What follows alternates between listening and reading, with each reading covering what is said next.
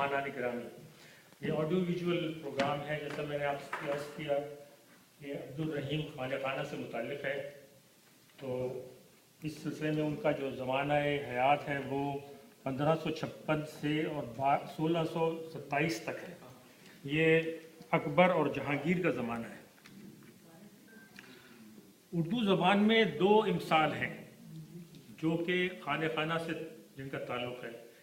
पहले है अब्दुल रहीम खाना तुम्हारे खाने में बताना, दूसरी है कमावे खाना और उड़ावे मियाँ फ़हीम। ये इनके दोनों का ताल्लुक़ अब्दुल रहीम खाना से। अकबर के दरबार में अहले इल्म कमाल जमा थे। सॉरी, बताना मैं अभी उस पर आएगा, एक मिनट। अब अकबर के दरबार में अहले इल्म कमाल जमा थे। उनके दरबारी उमरा में बहुत से इल्म फजल के लिहाज से मुमताज़ मुकाम रखते थे, और ये उमरा भी न सिर्फ ये कि इल्म व अदब से दिलचस्पी रखते थे बल्कि साहिबान इल्म फ़न और अहले हुनर की कदरदानी और सरपरस्ती करते और अपने गिरां कदर इनामात और इतिहास से उन्हें नवाजते। ऐसे ही सिफ़ात और खुसूसियात के हामिल उमरा में बहुत ही नुमायाँ और मुनफरिद शख्सियत अब्दुल रहीम खाना की नज़र आती है, जो अकबर के दरबार के मुमताज़ उमरा नौरतन का एक रुकन होने के अलावा अफवाज का सिपह सालार और वज़ीर जंग भी था। खाना सिर्फ एक निडर सिपाही, माहिर फ़न, सिपाहगरी और सियासत मदार ही नहीं था, बल्कि वो एक आला दर्जे का इंशा परदाज, मुतरज्जिम, अदीब और शायर भी था। वो फ़ारसी और तुर्की के अलावा जो उसके घर की ज़बानें थीं, अरबी, हिंदी और संस्कृत का भी आलिम और इन ज़बानों में माहिर था। इसके अलावा बाज़ यूरोपी ज़बानों से भी वाकिफ़ था, अगरचे ये सही पता नहीं चल सका कि यूरोप की किस ज़बान से वो वाकिफ़ था। क़यास किया जाता है कि वो पुर्तगाली ज़बान होगी, क्योंकि वहाँ के लोगों की इन दिनों हिंदुस्तान में आमद-ओ-रफ़्त अक्सर होती रहती थी और ख़ुद अकबर ने अहले फ़रहंग की ज़बान सीखने को कहा था। इसके अलावा वो मुल्क के अंदर बोली जाने वाली अक्सर ज़बानों को जानता था। उसमें फ़ारसी, तुर्की, अरबी के अलावा हिंदी, संस्कृत, कश्मीरी और सिंधी तक में शेर कहता था।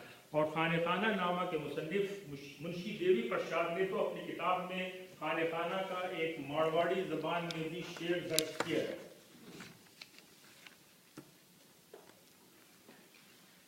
अब्दुल रहीम खाना और उनकी जो अजदाद हैं और उनके साहिबान और बेटे वगैरह हैं, उनका ताल्लुक बादशाहों से बहुत ज़्यादा रहा है। ज़हीरुद्दीन बाबर मुग़ल बादशाह और उसके साथ जो और दूसरे उनके बादशाह ने, उनका ज़माना तकरीबन मिलता जुलता है। ज़हीरुद्दीन बाबर ने अली शकर बेग का जिक्र जो है अपनी किताब वक़ाए बाबर में किया है। इसके अलावा यार अली बेग जो उनकी औलाद थी और सैफ अली बेग, ये तीनों का जिक्र बाबर ने किया है वक़ाए बाबर में। बैरम का जो है और नसीरुद्दीन हुमायूं का करीबी ताल्लुक रहा है। अब्दुल रहीम का ताल्लुक न सिर्फ अकबर से रहा है बल्कि नूरुद्दीन जहांगीर से भी रहा है, और उनके जो साहिबान हैं, साहबजादेगान हैं, शाह नवाज खान, गाराब खान और मनोज चहर उनके पोते और मिर्ज़ा मोहम्मद मुनीम, ये मुहीउद्दीन औरंगज़ेब के ज़माने तक जाते हैं।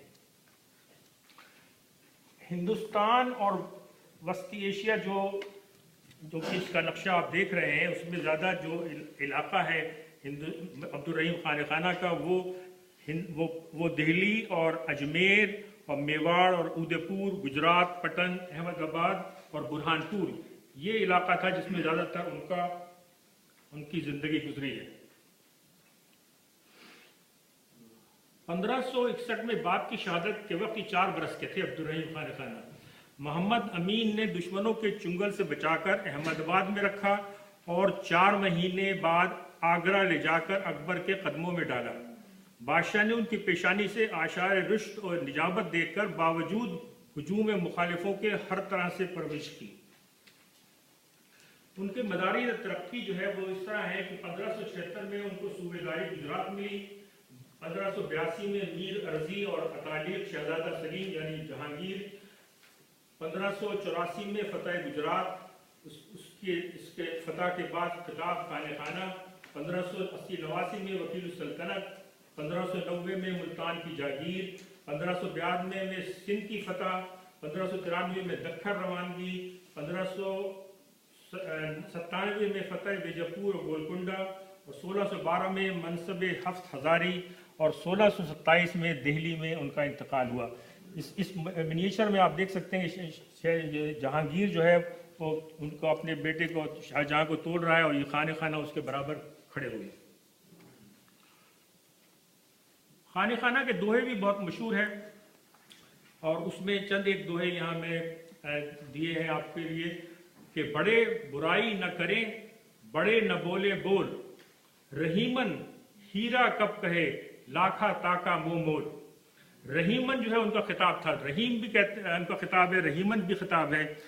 دوسرا ہے کہ رحیمن دیکھی بارن کو لاگھو نہ دیجئے دری جہاں کام آوے سوئی کہاں کرے تلوری, کہ تلوار وہاں کام کرے گی جہاں سوئی کام کرتی ہے.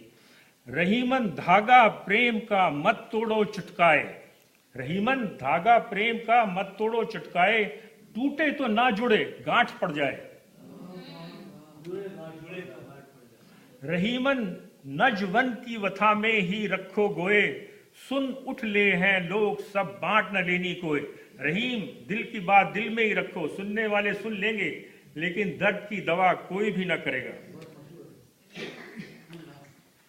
کچھ ان کے متعلق جو قصے مشہور ہیں, کہانیاں جس میں جو زیادہ تر کتابوں میں ہیں وہ میں نے یہاں دیے ہوئے ہیں. کہ ملا نذیری جو ان کے ایک مصاحب تھے انہوں نے کہا کہ لاکھ کا ڈھیر کتنا ہوتا ہے, میں نے نہیں دیکھا. خانہ خانہ نے حکم دیا کہ خزانے سے لائیں. جب ملا نے اس کو دیکھا تو کہا خدا کا شکر ہے میں نے نواب کی بدولت لاکھ کا ڈھیر دیکھ لیا. فرمایا سب ملا کو دے دو تاکہ خدا کا شکر ادا کرے. تاریخ چوغہ ہفتی میں لکھا ہے کہ ایک دن ایک مفلس برہمن نے خانہ خانہ کی ڈیوڑی پر آ کر کہا کہ میری عرض نواب سے کرو کہ تمہارا ساڑو آیا ہے. نواب نے اس کو بلا کر بہت تعظیم اور عزت کے ساتھ بٹھایا. کسی نے پوچھا کہ یہ مفلس آپ کا ساڑو کہاں سے ہو گیا؟ نواب نے کہا سمپت اور بپت یعنی آسودگی اور خواری دو بہنیں ہیں, ایک ہمارے گھر میں ہے ایک اس کے گھر میں ہے, اس رشتے سے یہ ہمارا ساڑو ہوا.